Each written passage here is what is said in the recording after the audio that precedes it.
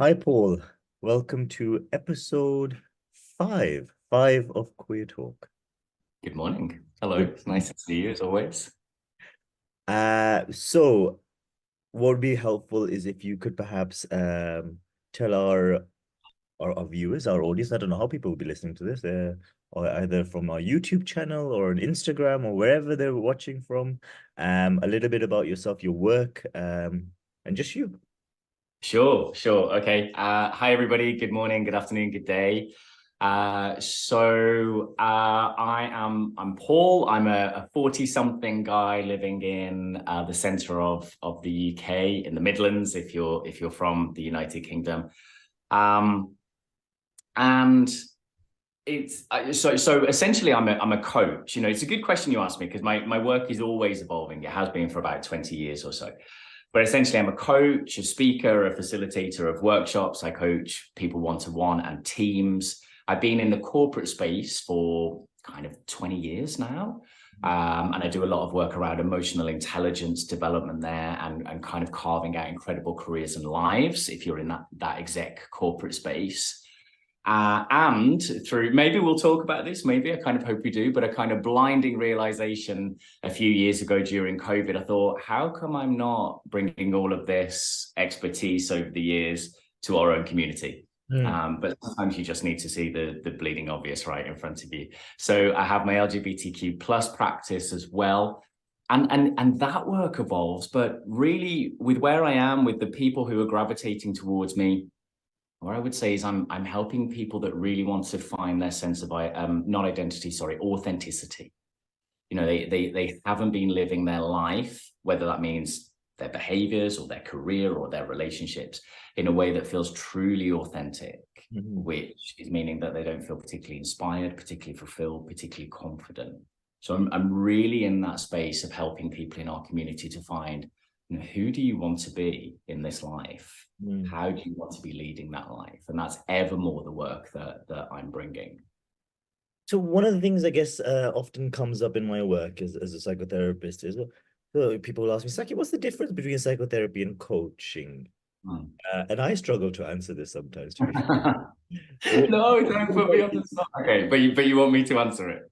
Go for it. At least I think maybe perhaps together we can get to some sort of I would like, answer. yeah, I would like to think so. I mean, if you ask 10 different coaches, maybe you'll get 10 different answers. In the spirit of authenticity, let me give you my most authentic answer as I see it, which is we are all in this big, wonderful pot of wanting and being driven to help other people. But there are boundaries, there are lines. So if we see maybe therapy and coaching and a line between the two, I'm very much in the coaching space. I'm very much not in the therapy space. And my line is about, okay, we're going to be looking at who you are right now, how you're leading your life, and where you want to get to in life, what you want to achieve, whether that's in 3 months, 6 months, 10 years, and whether it's career or whether it's just the way that you lead your own life day to day, the way you think when you get out of bed. There's something new, there's something different that you want to be or to achieve or to do, but you don't know how to get there. And that's my job. It's always about moving forwards. It's always about, do we need to develop new mindsets, new behaviors? Are there new skills? For example, if you want to change job, do you need some particular skills? For example, what I also do is recognize as a gay guy that grew up in the 90s in the UK, what I also recognize wholeheartedly is sometimes the past comes back. Inevitably, it always comes back. If I work with somebody that wants to be really bold and courageous and risk taking, but their early life was fraught with bullying and victimization, for example, then it can be quite challenging to say, yeah, just go and take a risk, because you learned at the earliest age that taking a risk, putting yourself out there, could put yourself in a really dangerous Mm. situation. So I'm helping people to start building some of the habits, the mindsets, the skills that they might need to get them to where they want to go. My boundary is if there is work to be done still in that past state. So I will sit there and have so much compassion and hold this space if somebody wants to say, look, I just want to talk about something that happened in my past life, because doing it will help me make the connections to what's going on right now, and then I can move forward. I will sit there. Even in the most deeply uncomfortable conversations, I will be there with compassion. If that conversation brings up something where they say, no, I need to go back, there's some work for me to do back in that past sense of myself, or with former relationships, there are things that are not finished, then that's outside of my competence. So that's where I'll say lovingly, okay, let me find you somebody that is much more suited and trained and qualified to help you in that space. It often comes up in the trauma sense, for example. So that for me is my boundary. I will say my boundary is closer to, and it's not in therapy, it certainly isn't, but it's closer to therapy than some of the coaches I work with. Some coaches will kind of castigate me and say, no, you never talk about the past in coaching. Well, I vehemently disagree with that, because we are nothing but a sum of our own experiences. I come with all of my baggage and all of my crap and all of my neuroses, which are from the past, but I've learned how to come into contact with them so I can move forward, and I can see when they hold me back. But I do have a strong line between coaching and therapy. Fantastic. Thank you for that. So with that in mind, then, so you also said that you've recently started also working with the queer community as well, or maybe focusing more on it, perhaps not recently, but more so than perhaps you were doing before. And I guess we know as queer individuals, and obviously research shows that queer people generally have much higher rates of mental illness. Queer people often have these mental illnesses and psychological issues because of the systemic issues that we face as a community. So growing up, we would have been bullied. We would have had some noxious experience that makes us internalize shame in some capacity.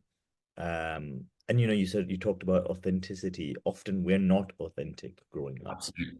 Absolutely. More often we're not than we are, if anything. Yeah.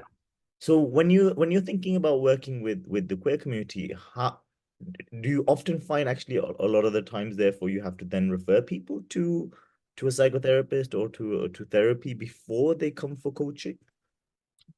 No is the short answer. But typically I've usually had a lot of conversation about what coaching is and the kind of work I do. So people are typically kind of informed. But what I do find is more typical is helping people to learn how to become coachable.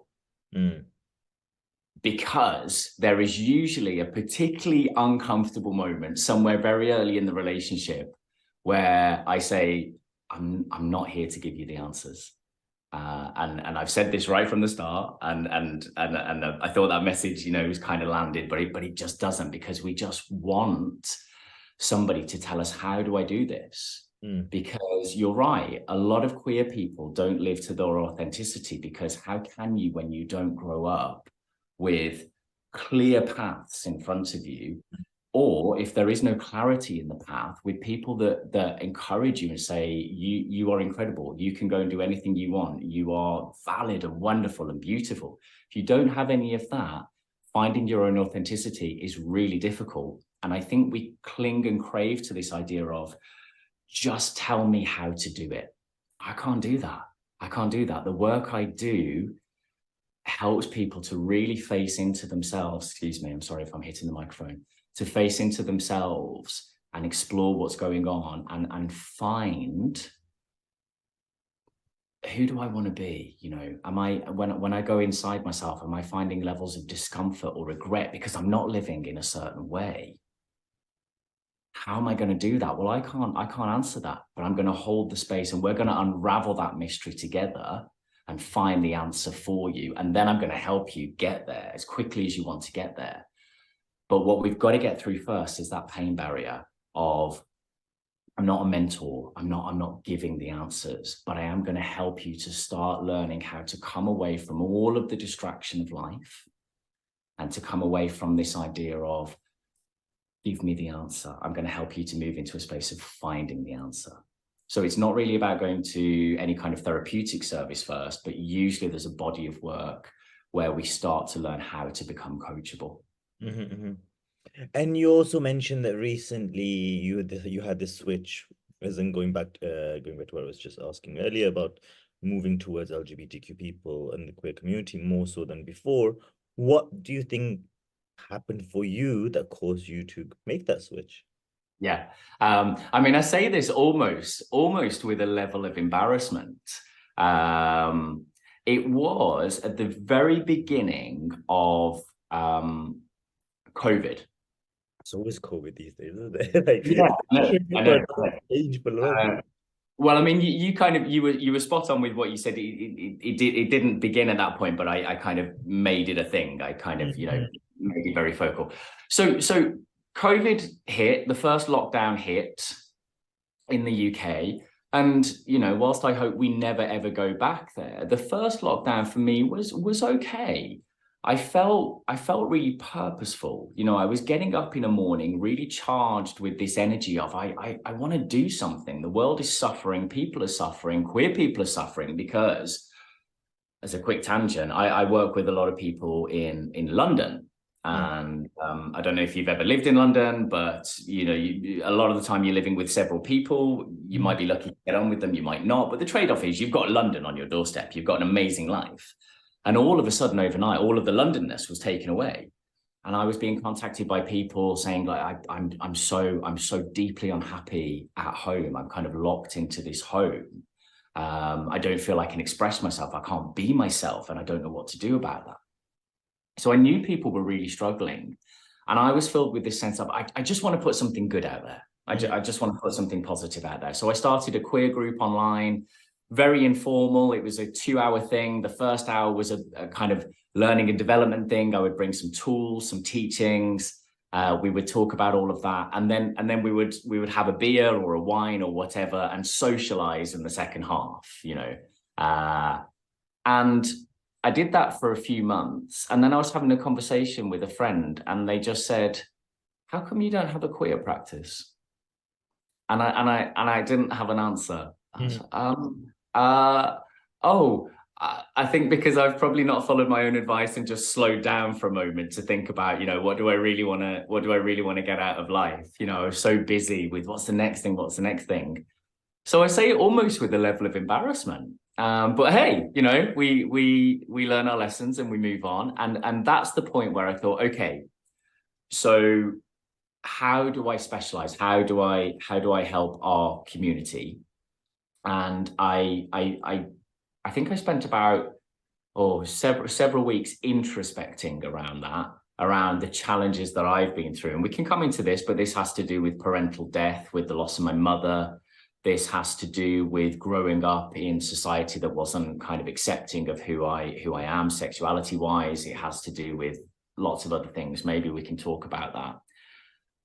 But I thought my work is around being courageous. My work is around being authentic. And I think that's the thing that I can bring to our community. But the genesis was somebody just saying to me with a confused look on their face, Paul, how come you're not doing this for us? I'm like, yeah, good question. I guess if I think about my own journey, I would say it was kind of similar, except the realization came more from observing how my community or our community was being treated in statutory services, or with practitioners who might be working with queer people in a private capacity, but unable to actually provide optimal support, because of a lack of understanding of the queer community. And it's not saying that you have to be queer to understand queer people, but certainly it helps because I think there's a lot of shared experiences, right? But I think often the institutions that we learn in, the institutions we work in, are inherently biased towards a heterosexual gender normative way of being. And so of course, even a queer therapist who's brought up in and learning in those environments, internalizes those things. And I'm just watching some of my colleagues say the most outrageous things, in meetings or in just discourse about their clients. And I'm thinking, it's really inappropriate. I can't believe you're saying things like that about your patient or about your client or about this issue that's come up in our meetings. Um, and that's about really, about queer clients. yeah. And I don't mean like in terms of that I mean, yes, a lot of it is homophobia or queer phobia, but not from the kind of typical sense of I don't want to work with queer people or I don't like queer people. More in the sense that there's a lot of I found there was a lot of normalizing of what I would consider pathology and a lot of pathologizing of what I would consider normal. Because of stereotypical notions of what it means to be queer, what it means to be gay, what it means to be trans, what it means to be a sex worker, what it means to be a lesbian woman, and so on. So, you know, there's these caricatures that are placed in your mind, but also this storyline of what it means to be a human being from the narrative of a straight person or a gender normative Yeah, person, you know? yeah, And because you don't fit into that, well, there must be something wrong with you. And then don't even get me started if there's intersections of like things like race or class or religion or anything else, then the mind just blows. And I think that's what it was for me. I realized that actually I do have a lot of knowledge. I do have a lot of skill in this area, and that's what motivated me because I could see like actually there's a lot of damage being done to our community, and our community is disengaging with services. Um, Unwillingly, but doing so because of what's being provided. mm, mm, But that was my journey. But I think you know what's really interesting was that this what you said that it didn't even occur to you, because I think often it doesn't occur to people. But I think that goes going back to what you were saying about being authentic, right?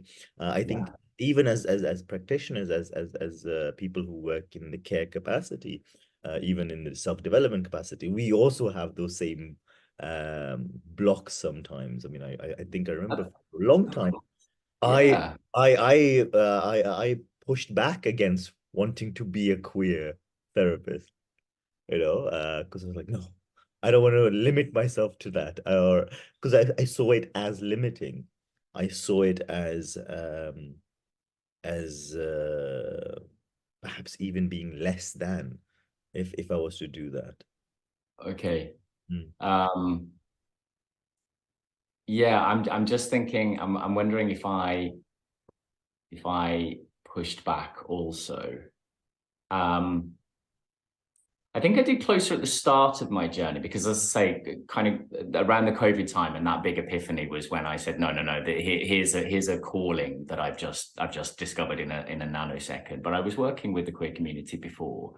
I think my worry at first when I started it a few years ago is the people that were contacting me with quite a sexualized edge. Mm. Uh, so it was gay guys around my own kind of age, Mm. and it yeah, that was a challenge, and I think, yeah, I'm just remembering some of this now, and that gave me a bit of a cause to push back. Mm. Um, but actually, since I've become, sorry, I was gonna I say, was just I some can be memories there. surprised that when that happens, you know, if you think about our community, of course, people might find someone like yourself attractive, for a number of reasons, not just your physicalness, but the fact that you are working on yourself. You know, the fact that you are self-developed and you are helping others self-develop as well. You know, you know, as queer people, often we don't have those, you know, what you were saying, growing up, you might not have that person who says, I love you, I care for you, I accept Yeah, you. I'm proud of what you're doing. And that's Yeah, what you're doing in therapy yeah. or in I, coaching. yeah, Uh, yeah. And actually to say somebody, well done, you failed, exactly. is huge. It's It's okay. huge. And it's okay. And there is a different, and firstly, failure, it's a relative term, but failure can be amazing because if you fail at something and you mess up, it moves you on to the next thing, and you inevitably get there. Much better than not failing and never doing anything, right? And just never getting anywhere. But also, I'm again kind of going off on a tangent, but there is a massive difference between, okay, I failed at XYZ and I am a failure. Exactly. It's that internalized voice, isn't it? Internalized voice, internalized shame, I would say for a lot of people, myself included. My gosh, I've come through a massive journey of this and will forever be doing so. That comes up quite a lot, actually. I write, I think you and I have mentioned this. I also have a publication which I've started called The Grip, which has naturally moved into the queer space, actually, as I've written it. It didn't start off in that space. And this is my way to essentially talk about those things that lurk in the corner. I write it with an almost childlike naivety. It's almost fairy tale in that it gives me license to be very creative and metaphorical and dark in imagery, and brutally raw and open and honest about my own journey without actually saying too much, right? So I talk about a Christmas scene within that, and you imagine a snow globe on a fireplace, and it's very idyllic, and this creature comes in and smashes the snow globe to the floor, and it shatters into 1,000 pieces, and the snow bleeds into the floor. Or what I'm talking about within that is the death of my mother. So I'll share that with you and people listening, but I don't actually name that in the story, for example. But what the Grip has done is create a vehicle for me to be able to express to people, this happens for all of us. These parts of us which live within us, which most likely will always live within us, like shame, like remorse, like regret, like feeling othered and then somehow feeling less worthy, less valid, will at times present themselves. The Grip is a personification of all of those things. But I see this come up in coaching a lot, where I ask somebody a question, one of the deeper, bigger questions, and there's silence. And it's not a contemplative silence. It's not a, wow, I've never thought of that. Just give me a moment. It's not that. It's this sense of what I call the grip of fight or flight, for want of a better phrase, that sense of, wow, there's danger here. Because when somebody internalizes for a moment, instead of coming into contact with awe and wonder and this sense of adventure, they're coming into contact with shame and vulnerability. They're coming into contact with that voice that says, how on earth can you ever go and do anything that's authentic and purposeful? Because you are, and then this voice saying the most hideous and nasty of things to people. I mean, my voice is barbaric. It's sadistic. It's the most awful. I mean, if I said even 10% to other people of what that voice says to me, I'd be one of the most awful human beings that have ever lived. But it's there. But I've spent many a decade now learning how to change my relationship with that voice, and that's a big part of what I do as well. It's very serious and purposeful work for me. So thinking about that, then moving on to some of the current work that you're going to be doing, or hopefully you're going to be doing with us in Fighting Fear, is your workshop. I'm so sorry to come in, but you just said Fighting Fear at the most appropriate moment. I think when I first found you on Insta, it was the word fear. If you think back to literally what I've just said about the grip and all of that, and I saw the word fear, and I knew you were in the queer space, I knew a little bit about you, but I saw the word fear and I was like, I need to find out. And then I did some checking, and then I messaged you saying, my God, I wish I'd have had just something like this when I was coming out 20 odd years ago. I really do. Sorry, I cut in. But thank you for saying that. So I'm conscious you're going to be hopefully facilitating a workshop with us. Yes. What do you hope this workshop will cover? Who is it for? So great question. Thank you. It is for any. There are going to be some videos coming up as well, so I'll speak about this in some short videos. It is for anybody that wants those bigger questions in their life, whether they've been asking them themselves recently, or whether just listening to this now, they say, gosh, I've never asked myself those questions. So questions like, what do you really want? What do you really want? And there's a bit of an existential edge to this. I'm a bit of an existential guy. So, if I just offer this gentle lens of, if we've got one shot at this, I'm really respectful of people's beliefs, but if we've got one shot of who we are now and the clock is ticking, and for me, that's quite a sobering thought. And if it is for you, and that brings up some kind of feeling of, wow, okay, so what do I really want to do? Or actually, I'm not fulfilled in the way I've been living my life or within my career. You know, what do I really value more than anything? Or the biggie, when I get to a ripe old age, fingers crossed, and I look back and I think I had one go at this. Do I look back and go, wow, I really went for it and I couldn't ask for anything else? Or do I look back and think I had one shot at this and it's over and I didn't do anything that I wanted to do? So for anybody that's in that kind of space, asking themselves those questions, please come along. And what we're going to do, it's my hope that it's not just one, because you know you don't change the world in 2 hours, but we can make a really good start. So I hope we can come together again. But we'll start to celebrate some of the stuff we've already done. You know, this is about building a muscle or some new wiring, whatever metaphor works for you, around taking risks, about making changes. So let's celebrate some of the stuff we've done. And then I'm gonna lead us through some activities, some exercises where we can start to come away from normal day life and all its pace and distractions and apps and programs and everything else. And we can start to have some of those conversations about the really big things. What do I really want to get out of this shot that I've got? Anybody that's remotely interested in that space, you're so welcome. Fantastic. I just really like the way you asked those two questions. I mean, they provoke two very different feelings for me. You know, the first one was a bit like, oh crap, I'm running out of time. The second one Yeah, was a lot yeah. more like, for me at least, was quite inspiring. It's like, like it almost fills you with hope and excitement. And actually, I can imagine the two work in different ways for different people. You know, for some, actually, that kick in the ass, it gets them motivated to do Absolutely. something. Yeah. Whereas the other one, Yeah. like at least for me, I was like, okay, I don't want to think about that. Let's go to the other one. Let's go to the hope one. And yeah, and this is Beautiful way to do absolutely.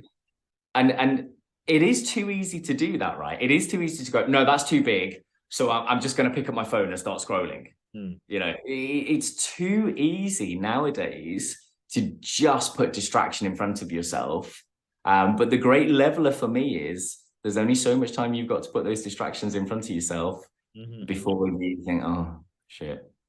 So it can be an uncomfortable question, but it's not a forced question, right? So the exercises I will use will help people wherever they are right now. I'm just going to meet you wherever you are. If you come along to the workshop, I'm not expecting you to get answers to all of those questions in 2 hours. You might, but it's about planting seeds. You might get them 3 months later in the supermarket. You know, you might scream out, "Oh my God, I've just realized," as you're buying your tomatoes at the checkout or something. But it's about starting to take those steps to open yourself up and learn how to be able to find some of the answers. It's one thing to ask them. Some people might find the answers instantly. Some people might say, I've never thought about this, Paul. You know, you can't just ask me a question like that and just leave me on a cliff edge. Of course I can't, and I won't. So we'll go through some techniques, some exercises, some inspirations, and leave people with the sense of, right, I now know how to start finding answers to those questions. Fantastic. So hopefully that'll be in the new year. Yes. Okay. Yeah. You said it's going to be 2 hours. Yes. Yeah. Yeah. Brilliant. So it's a kind of blend of a bit of speaking, kind of like guest speaking. I wanna share a few kind of secrets. Again, I'm going to ask for anybody coming along. Let's keep it in these four walls. I'm going to be talking about stuff I don't typically, because I want to bring to life some of the challenges I experienced, how they really limited me. You know, I lived my life a very quiet, shy, unadventurous, uncourageous guy for 25 plus years. I thought the world was deeply dangerous and I just didn't take risks.